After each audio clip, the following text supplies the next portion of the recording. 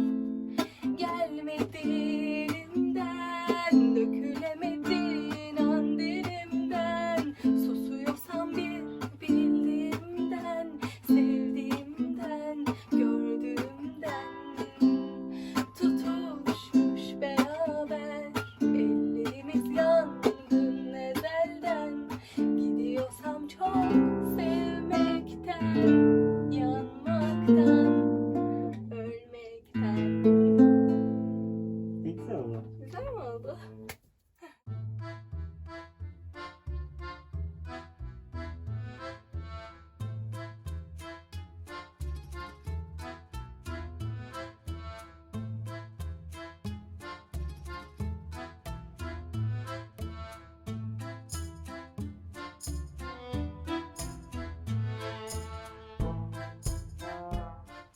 Selamlar. Biz yine sahil kenarındayız. Muhteşem. Güzel dalga sesleriyle uyuduk yine. Bu artık repliğimiz oldu bizim. Dalga sesleriyle uyanıp dalga sesleriyle uyuyoruz. Dün akşam yine Volkan'ın sezgilerine güvenerek bir aradan girdik ve hem deniz kenarı hem de biraz hareketli bir yer bulduk. Burası Akçakoca ile Karasu arasında değil mi Volkan? Evet, oradaki Evet. sahil şeridinde. Sahil şeridinde bir yerdeyiz. Yani tam olarak neresi söyleyemeyiz. Ama konumu gayet güzel. Birazdan dışarıdan görüntü de alacağız. Drone'suz. Drone'umuzu henüz yaptırmadık. Önceki videoyu izleyenler varsa bilirler. Drone'umuz küçük bir kaza geçirdi. Ama burayı sahil şeridine yine bir görüntü alacağız. Nasıl bir yer olduğunu görürsünüz. Bir de konumunu ekleriz açıklamalar kısmına. Gayet güzel. Birazdan da şelaleler var burada. Onları görmek için yola koyulacağız. Ondan sonra da dönüş yolu.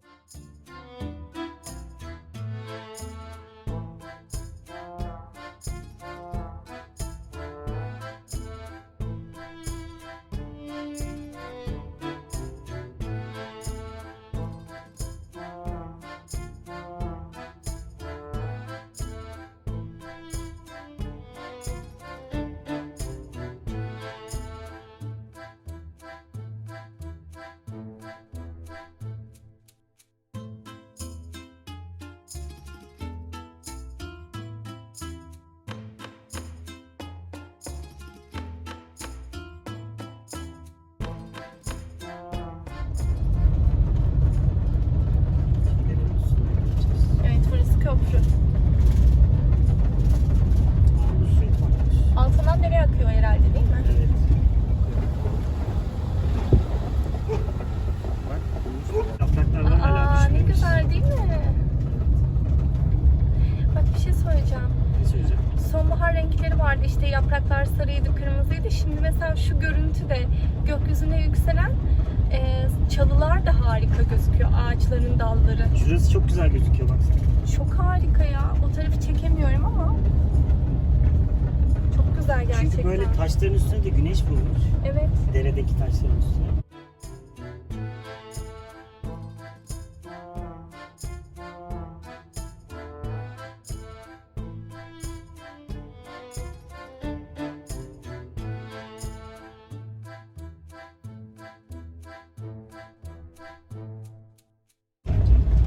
Normal şartlarda ücretli bence.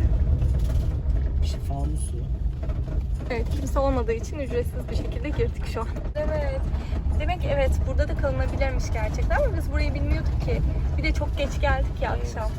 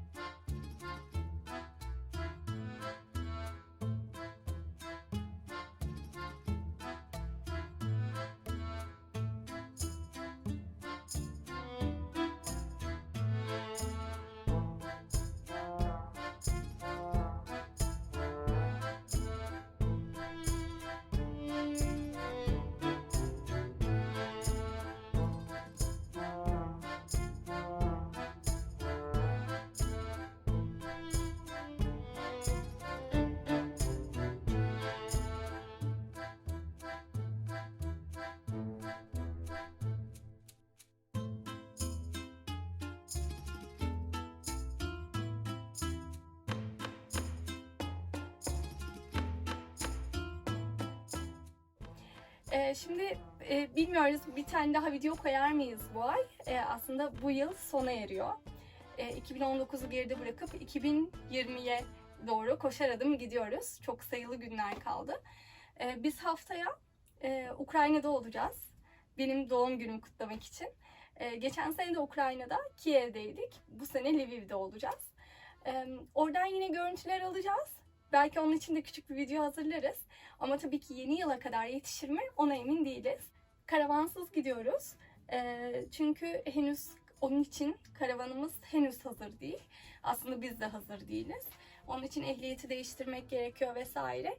Bir de bununla birlikte biz pasaportlarımızı yeniledik. Aslında o süreçten de bahsetmek istiyoruz ne zamandır ama konusu hiç gelmedi. Bizim pasaportlarımızın süresi bitti. Süresi bitince de biz de yenileme yaptık. Çok kısa bahsedebilirim belki ilgilenenler olursa. Pasaportlar nasıl yenileniyor? Bu konuda da bilgi sahibi olmuş olur. Eğer bilmeyen varsa ya da öğrenmek isteyen varsa. Pasaportlar için sadece işte nüfus cüzdanınız ve bir de biyometrik fotoğraf yeterli. Evet, bir de öncesinde randevu alacaksınız. Ama randevu alırken bu arada biz hafta sonları, yani hafta içi çalıştığımız için hafta sonları bizim için aslında bu işleri halletmek için en kıymetli zaman. Hafta sonları artık yapılabiliyor. Eskiden emniyet müdürlüklerinden yapılıyordu. Şimdi artık nüfus dairelerinden yapılabiliyor bu işlem. Şimdi bizim pasaportumuz yenilendi. Sıfır gıcır gıcır bir pasaportumuz var. Keşke pasaportumuzu yanımıza getirseydik, o değişimi de gösterebilirdik. Bazı farklılıklar var eski pasaportla yeni pasaport arasında. Örneğin böyle bir tane bir çerçeve gibi bir alan yapmışlar. Arkasında resminiz var. Sanki resminizdeki yüzünüz o pencereden bakıyor gibi. Tatlı bir pasaport olmuş. Sadece sayfa sayısı eksilmiş. O gözümüzden kaçmadı. Sayfa sayılarında eksiklik var. Yani eskisi 60 küsur sayfaydı galiba. Yenisi 30 küsur sayfa. Bununla birlikte 2020 için hedeflerimiz var. Aslında bize hep kısa çıkıyor. Yani Schengen vizesi. Belki 2020'de yeniden vizeli ülkelere gidiş yapabiliriz. Belki de karavanımızla gidebiliriz. O konu birazcık karışık ama aklımızda öyle fikirler var. Bakalım, yani 2020 bize neler getirecek bilmiyoruz. Biz 2019 yılından hem acısıyla hem de tatlısıyla gayet memnunuz. Acıları bize deneyim kattı. Tatlıları da artık yeni hayaller kurmamız için bize umut oldu. Dolayısıyla şimdi artık 2020'ye hazırız. Birbirimize hediyeler aldık tabii ki herkes gibi ama şu an vermiyoruz. Bu yılbaşında karavanımıza artık yeni bir battaniye, kış ayı malum. Kış ayı olması sebebiyle biz karavanımıza güzel bir battaniye aldık. Birazdan onu sereceğim arkada. Karavanımızın hediyesi bunlarla da sınırlı değil tabii ki. Sürekli videolarda şundan bahsediyoruz. Artık düzenli izleyenler bilirler. Biz kağıt tabaklar, o hani piknik tabakları vardır ya, onlarda genellikle yemek yiyoruz. Bir türlü böyle gerçekten plastik, yıkanabilir tabağa geçiş yapamadık. Yani cam tabak kullanmak istemiyoruz, kırılma tehlikesi tangur tungur. Ama yıkanabilir plastik bir tabak istiyoruz ne zamandır. Bunu da düşünen çok sevdiğimiz bir arkadaşımız bize bir takım almış. Harika. İçinde hem çatalları, hem kaşıkları, Hem böyle bir saklama kutusuyla beraber. Bu kutuyu da kullanırız çünkü burada biz. Küçük tabakları var. Büyük kahvaltı tabağı var. Küçük bardakları var. Bıçağına kadar her şey var. İçinde her şey takım. Bunlar da karavanımızın hediyeleri. Öncelikle teşekkür ediyoruz bir kez daha. Evet. Sevgili arkadaşımıza. Eyleme. Biz şimdi yavaştan yola koyuluyoruz. Umarız 2020 herkese kalbinden ne geçiyorsa, planladığı her neyse, istediği, gönülden istediği her neyse onu çabucak getirir. Bizim de istediğimiz pek çok şey var. Hem kendimiz için hem hayatımızı değiştirecek her şey. Çok fazla plan yapıyoruz. Çok fazla isteğimiz var. Bunlar adım adım gerçekleşiyor bizim için de. Henüz gerçekleşmemiş pek çok hayalimiz daha var. Umarız en kısa zamanda, belki 2020, belki 2021, herkes için planlanan mutlaka bir şeyler vardır. Eğer planlarınız yolunda gitmiyorsa da bunlar için de üzülmemenizi öneriyoruz. Çünkü belki onun için henüz daha zaman var ve henüz sizin için planlanan çok daha güzel şeyler var. O halde şimdiden herkese iyi yıllar. Hoşça kalın. İyi yıllar. İyi yıllar.